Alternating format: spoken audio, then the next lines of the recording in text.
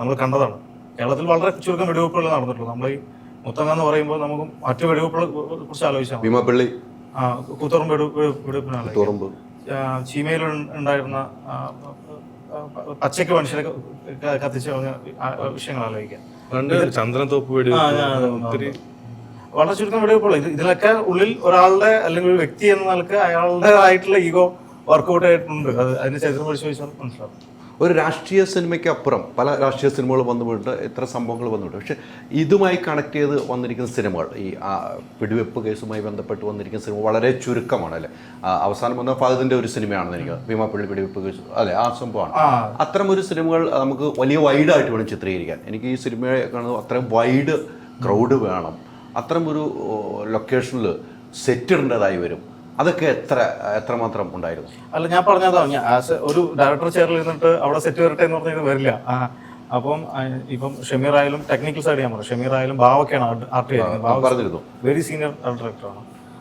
ഇപ്പം തുടക്കകാലത്ത് വേറൊരു സിനിമാറ്റോഗ്രാഫർ ആയിരുന്നു ഇതിലുണ്ടായിരുന്നത്. അപ്പോൾ ആ സമയത്തൊക്കെ ഡിസ്കസ് ചെയ്യുന്ന സമയത്തൊക്കെ ഇതിന്റെ എക്സിക്യൂഷൻ ലെവലിലാണ് നമ്മൾ, ഏറ്റവും ബേസ് ആയിട്ടുള്ള എക്സിക്യൂഷൻ ലെവലിലാണ് നമ്മൾ ചിന്തിക്കുന്നത്. പിന്നെ നമ്മൾക്ക് മുന്നിലുള്ള പൊളിറ്റിക്കൽ സിനിമകൾ അല്ലെങ്കിൽ ഇത്രയും വലിയ സ്കേപ്പിൽ ഷൂട്ട് ചെയ്ത സിനിമകളുടെ റെഫറൻസുകൾ നമ്മൾക്ക് ഉള്ളിലുണ്ട്. ഒരു ഷോട്ട് വെക്കുമ്പോൾ നമ്മൾ ആദ്യം ചർച്ച ചെയ്ത വിഷയം തമാശക്കായിട്ട് നമ്മുടെ പ്രൊഡ്യൂസറുള്ള ഷിയാസ്ക ടിപ്പുമായിട്ട് സംസാരിക്കുന്ന സമയത്ത് വൺ ഓഫ് ദ ഒരു എന്തോ മാനേജ്മെന്റ് ആൾക്കാർ ഈ 1000 പേര് കൊള്ളുന്ന ക്യാമറ ഇല്ല എന്നൊരു ചർച്ച വന്നു. 1000 പേര് കൊള്ളുന്ന ക്യാമറ ഇല്ല എന്നുള്ളത് അയാൾ പറഞ്ഞു എന്ന് പറഞ്ഞിട്ട് എന്റെ അടുത്ത് പറയാണ്, 1000 പേര് കൊള്ളുന്ന ക്യാമറ ഇല്ല. അപ്പൊ നമ്മൾ പിന്നെ അതുമായിട്ടായി ചർച്ച. അപ്പം അത് ഏറ്റവും ബേസ് ഗ്രൗണ്ടഡ് ആയിട്ടുള്ള നമ്മളെ കൂടെ നിൽക്കുന്ന ടീമായിട്ടുള്ളത് കൊണ്ടാണ് നമുക്ക് ആ ചർച്ചയ്ക്കുള്ള സ്വാതന്ത്ര്യം ഉണ്ടാകുന്നത്.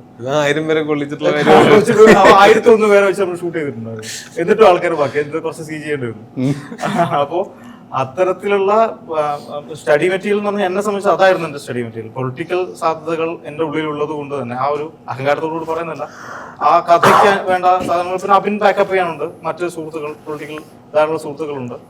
അപ്പം ഇതിനെ ടെക്നിക്കലി എക്സിക്യൂട്ട് ചെയ്യാൻ എന്താണ് വേണ്ടത്? ഇപ്പം അന്ന് ഷമീർ പറഞ്ഞ എനിക്ക് ഒരു വാലിഡായ പോയിന്റ്, എടാ നീ വൈറ്റ് ഷോട്ടുകൾ എവിടെ വരുന്നു, അപ്പോൾ ഏതൊക്കെ ദിവസങ്ങളോ വൈറ്റ് ഷോട്ട്, ആ ഒരു സീനിലെ വൈറ്റ് ഷോട്ടുകളെല്ലാം മാർക്ക് ചെയ്യുക. എന്നിട്ട് ആ വൈറ്റ് ഷോട്ടുകളെല്ലാം കൂടി ഒരു ദിവസം വരുന്ന ദിവസം എടുക്കുക. നമ്മൾ ശരിക്കും ഇത് ചീഫ് അസോസിയേറ്റ് സമയത്ത് ഞാൻ ചെയ്തതാ, ഞാൻ മറന്നുപോയി. ഞാൻ കഴിഞ്ഞ 6 വർഷമായിട്ട് വിഷ് കഴിഞ്ഞിട്ട് വീട്ടിലിരിക്കുക. ഞാൻ ശരിക്കും ഒരു സിനിമ ലൊക്കേഷനിൽ പോയിട്ട് 6 വർഷമായി. അപ്പൊ ഷബീറത് പറയും ആ റീകോൾ എനിക്ക് കിട്ടി, ഞാൻ കാണാൻ മറ്റേ അജയന്റെ ലൊക്കേഷനിലേക്ക് പോകുന്നത്. എന്റെ എക്സിബിഷൻ മറന്നുപോയി. ഞാൻ ഒരു വർഷം 4-5 സിനിമ ചീഫ് അസോസിയേറ്റ് വർക്ക് ചെയ്തതാണ്. പക്ഷെ ആ സാധനം എന്നെ ഡിസ്കണക്ട് ആയി. അപ്പൊ ഷബീറിനെ പോലത്തെ ആൾക്കാരെ നമ്മൾ സഹായിക്കുന്നു. അപ്പോൾ ആ ടെക്നിക്കൽ ബാവൊക്കെ ഇട്ടിരിക്കുന്ന ലൊക്കേഷൻ, ഇപ്പൊ നമ്മൾ മീനാക്ഷി എസ്റ്റേറ്റിലാണ് ഷൂട്ട് ചെയ്തിരിക്കുന്നത്. അതൊരു കാടാ, അത് അവിടെ ശരിക്കും പറഞ്ഞാൽ വന്യമൃഗങ്ങൾ വല്ലാതെ ഉള്ള ഒരു കാടാണ്. കടുവ, അതായത് ടൊവിയുടെ കാരവന്റെ പറയുന്നത്, ടൊവിയുടെ കുറച്ച് ആൾക്കാർ നിങ്ങളുടെ കൂടെ ആരെങ്കിലും മിസ്സായി അവിടുത്തെ നാട്ടുകാർ ചോദിക്കാം, നിങ്ങളുടെ ലൊക്കേഷനിലുള്ള എല്ലാവരും ഓക്കെ അല്ലേ? ഓക്കെ അല്ലേ? ആ ഓക്കെയാണ്. എന്നാ വല്ല മാനുമായിരിക്കും.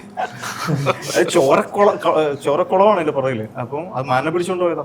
അപ്പൊ ആ ലൊക്കേഷൻ നമ്മള് കിട്ടാത്തതിന്റെ കുറച്ച് സാങ്കേതിക പ്രശ്നങ്ങളുണ്ടായിരുന്നു. അത് മധ്യപ്രദേശ് സർക്കാരിന്റെ കയ്യിലുള്ള, കേരളത്തിലുള്ള മധ്യപ്രദേശ് സർക്കാരിന്റെ കയ്യിലുള്ള പ്രോപ്പർട്ടിയാണ്. അതിന് കുറച്ച് ലീഗൽ ഇഷ്യൂസ് ആയി നമ്മൾ മറ്റു ചില ലൊക്കേഷനിൽ പോയി, പാലക്കാട് പോയി. പക്ഷെ കറങ്ങി തിരിഞ്ഞ് വീണ്ടും നമ്മൾ ആ ഭൂമിയിൽ വരികയാണ്. ആ സ്ഥലത്ത് ശരിക്കും സെറ്റ് ചെയ്ത് ഫില്ല് ചെയ്യണമെങ്കിൽ ഏതാണ്ട് നമ്മൾ ബഡ്ജറ്റിലിട്ട ബഡ്ജറ്റിനെക്കാട്ടും ഒരു 2.5 ഇരട്ടി ബഡ്ജറ്റാവും. അപ്പൊ ബാവക്കെ ഞാൻ വിളിച്ചു പറഞ്ഞു, ബാവക്ക് ഇത് കയ്യിൽ നിന്ന് പോകുന്ന തോന്നുന്നത്. ബാവക്ക് ഇല്ലാതെ ഞാൻ ഒന്ന് കാണട്ടെ എന്നിട്ട് ബാവക്ക് ഒന്ന് കാണുന്നു. ബാവക്കെ സ്കെച്ച് ഇടുന്നു. സ്കെച്ച് ഇട്ടിട്ട് പുള്ളി എന്നോട് എനിക്കൊരു 1 മന്ത് സമയം വേണമെന്ന് പറയുന്നു. ഞാനപ്പോൾ എൻ്റെ പ്രീ പ്രൊഡക്ഷൻ പണികളൊക്കെ ചെയ്ത് തിരിച്ചെത്തുമ്പോൾ ആ പ്രദേശം മുഴുവൻ ആ ഫില്ലായ തരത്തിലുള്ളൊരു സെറ്റ് വർക്ക്സ് പുള്ളി കംപ്ലീറ്റ് ചെയ്തിരിക്കുന്നു. അപ്പൊ അത്തരത്തിലുള്ള എല്ലാവരുടെയും മനസ്സിൽ കണ്ട പോലെ തന്നെയുള്ളൊരു പ്രദേശമായിട്ട് അൾട്രാ മോഡേൺ കിച്ചൺ ഡിവൈസസ്. ഒരു കിച്ചണിൽ വേണ്ട എല്ലാ ലേറ്റസ്റ്റ് ബ്രാൻഡുകളും ഇവിടെയുണ്ട്. ലോകോത്തര ബ്രാൻഡുകൾ, original products, wide range. MyG future. WhatsApp വഴി ഇംഗ്ലീഷ് പഠിക്കാൻ ഇംഗ്ലീഷ് കഫേ ഉള്ളപ്പോൾ ഇംഗ്ലീഷ് ഒരു വിഷയമേ അല്ല. English cafe, we present you the perfect English. WhatsApp now 9633 888 575.